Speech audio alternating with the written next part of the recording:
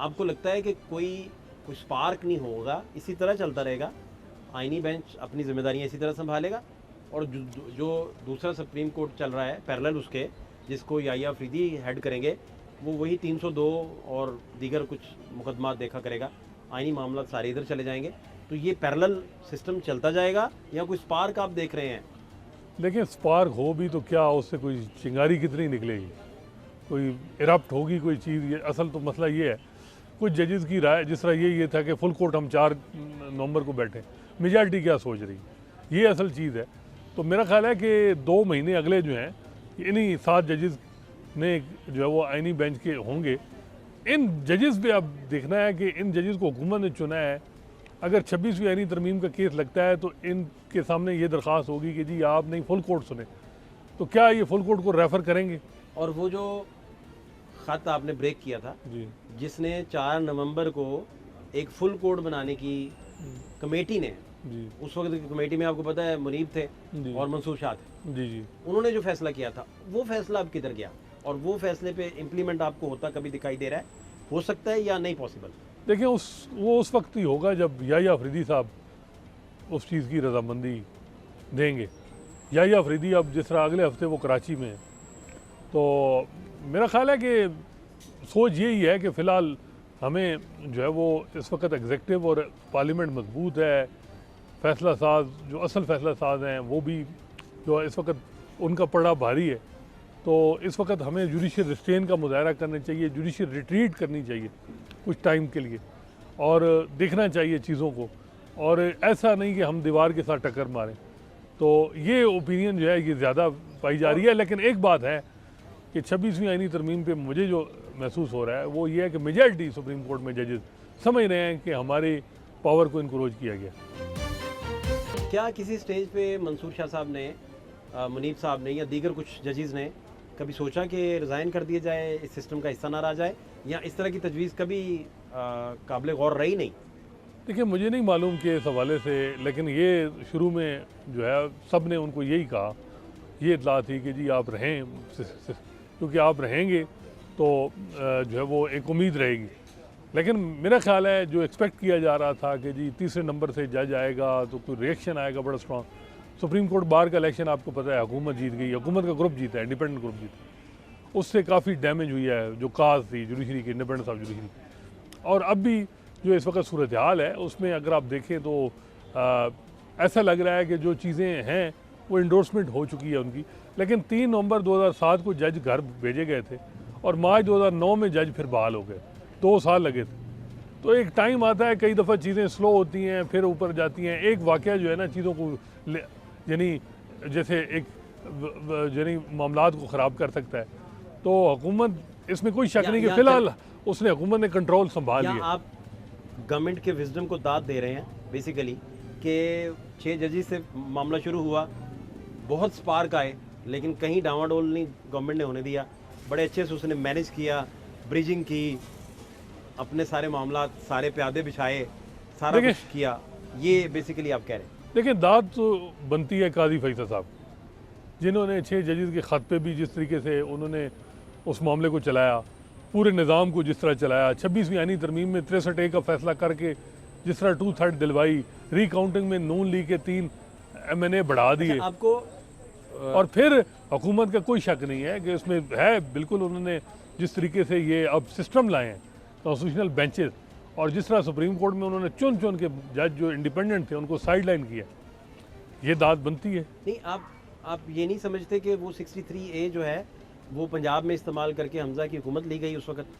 मेरा ख्याल है कि उसको गलत तरीके से किया जाता है। वो मुझे याद है कि जब हमजा शहबाज साहब के जो जिन लोगों ने वोट दिए थे उनको इलेक्शन कमीशन ने डी-सीट किया था, और आपको याद होगा कि बाई इलेक्शन चल रहे थे, सुप्रीम कोर्ट की जजमेंट आ गई।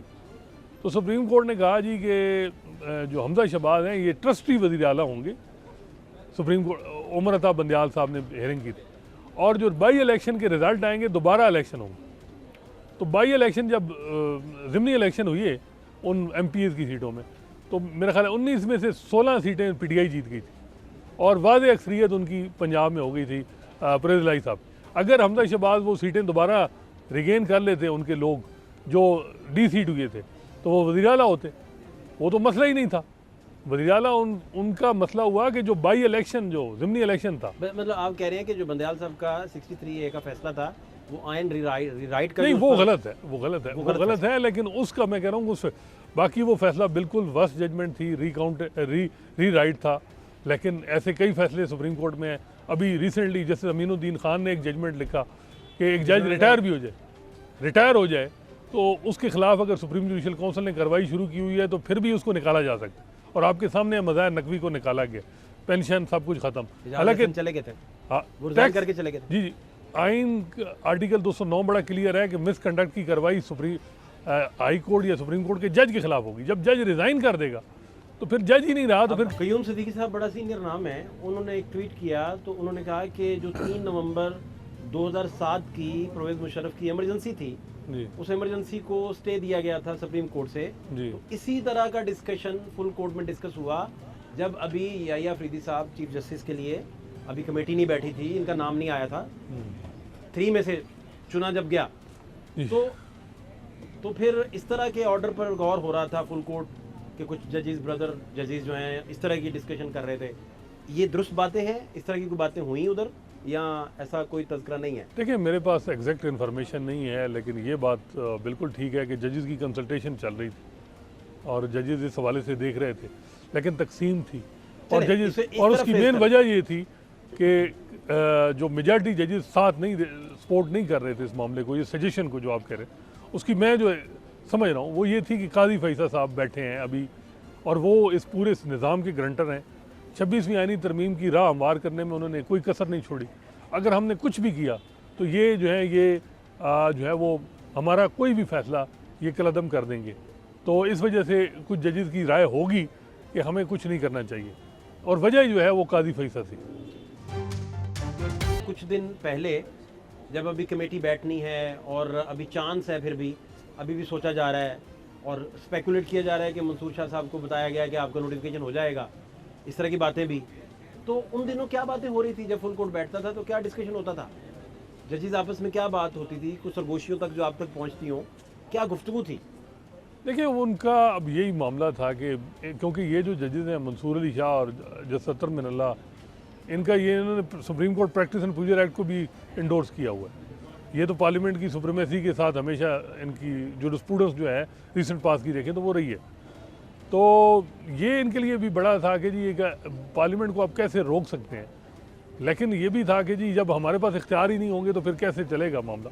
अब मुझे नहीं मालूम कि एग्जैक्ट क्या थी, लेकिन ज़ाहिर बात है, मेरा ख्याल है ओपिनियन डिवाइड थी। अगर ओपिनियन एक पेज पे होते जज तो फैसला हो चुका होता, या चीफ जस्टिस एक होता तो फिर डिफरेंट थी सिचुएशन। इफ्तिखार चौधरी के साथ भी तो 7 जज थे, 7 जजेस ने 3 नवंबर को चैम्बर में बैठ के आर्डर पास किया।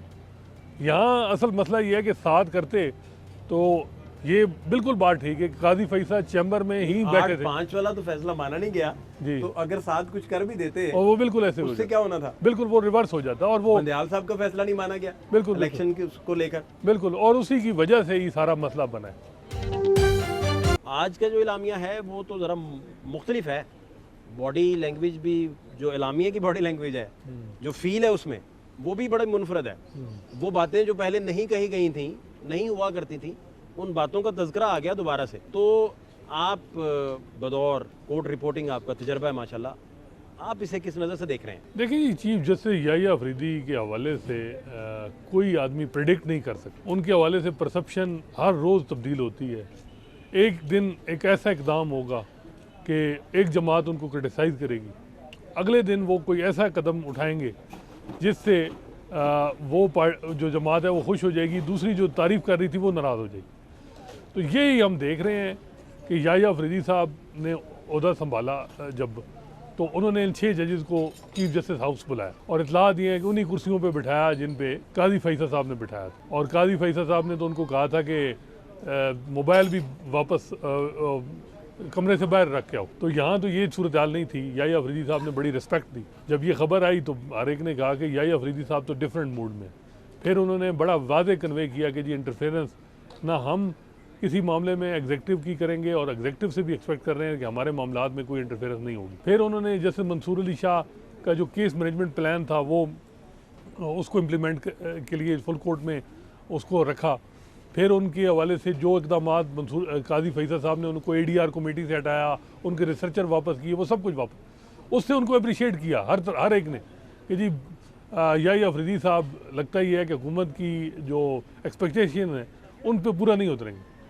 लेकिन फिर जैसे मंसूर और जैसे मुनीब का लेटर आता है सामने मंजर आम पे, वो हमने ही ब्रेक किया और उसमें आता है कि जी हमने supreme court practice and procedure act के तहत कमेटी की मीटिंग जो है वो समन की और आप नहीं आए, यानी याहिया अफरीदी साहब नहीं आए, 3 जजेस सीनियर की। और फिर हमने खुद ही मीटिंग कर ली मंसूर अली शाह और मुनीब अख्तर ने और कहा कि जी आईनी अदालत यानी ये जो 26वीं आईनी तरमीम है, इसके खिलाफ जो पटिशन है वो फिक्स की जाए फुल कोर्ट के सामने 4 नवंबर को, और 4 नवंबर को क्या लिस्ट भी जारी नहीं होती, कुछ भी नहीं होता। और फिर वो लेटर लिखते हैं और वो बड़े कंसर्न शो करते हैं कि जी ये क्यों नहीं किया और हम एक्सपेक्ट कर रहे हैं कि इस हफ्ते होना चाहिए। लेकिन याहिया अफरीदी साहब बिल्कुल बज़ाहिर ये लग रहा है कि वो बाई बुक चलने वाले हैं, और बुक हुकूमत ने तब्दील कर दी है 26वीं आईनी तरमीम के बाद। तो बुक में जो लिखा है फिर उस हिसाब से वो समझ रहे होंगे कि आईनी अदालत जो है वो इस किस्म का मामला देख सकती है 184(3) का। फिर जब जुडिशल कमीशन की मीटिंग होती है, याहिया अफरीदी साहब तो प्रपोजल देते हैं कि जी फुल कोर्ट सारे जजेस को ही आईनी बेंचेस में शामिल किया जाए, लेकिन उनके ब्रदर जज अमीनुद्दीन साहब उनका साथ नहीं देते, दूसरे 2 जज दे देते हैं, और हुकूमत की मेजॉरिटी जो है 5 मेंबर वो भी उनकी मुखालफत करते हैं। तो फिर उनकी प्रपोजल रिजेक्ट हो जाती है, और जो हुकूमत की प्रपोजल है कि अमीनुद्दीन खान साहब सरबराह हों आईनी बेंच के, उसको हुकूमत याहिया अफरीदी साहब कहते हैं जी हाथ खड़े करें कि जो ये इस ओपिनियन इस प्रपोजल के साथ है। तो हुकूमती 5 मेंबरान तो करते ही करते हैं, छठे पाकिस्तान बार कौंसिल के मेंबर भी हाथ खड़े करते हैं, और अमीनुद्दीन खान साहब खुद भी अब हाथ खड़ा करते हैं। और उस हाथ खड़ा जब वो करते हैं तो 7-5 से फैसला उनके हक़ में आ जाता है कि वो आईनी बेंच के सरबराह होंगे, और साथ ही फिर हुकूमत अपने सजेस्ट कर देती है नाम के ये आईनी बेंच जो है अगले 2 महीने के लिए ये जज होंगे, और उसका वो क्राइटेरिया बनाते हैं कि हर सूबे से हमने सीनियर जज को लिया है। हालांकि सीनियर जज पंजाब से तो मंसूर अली शाह थे, तो उसके हवाले से उन्होंने रीज़न दी कि जी वो कंट्रोवर्सी में आ गए हैं, तो इस वजह से उनको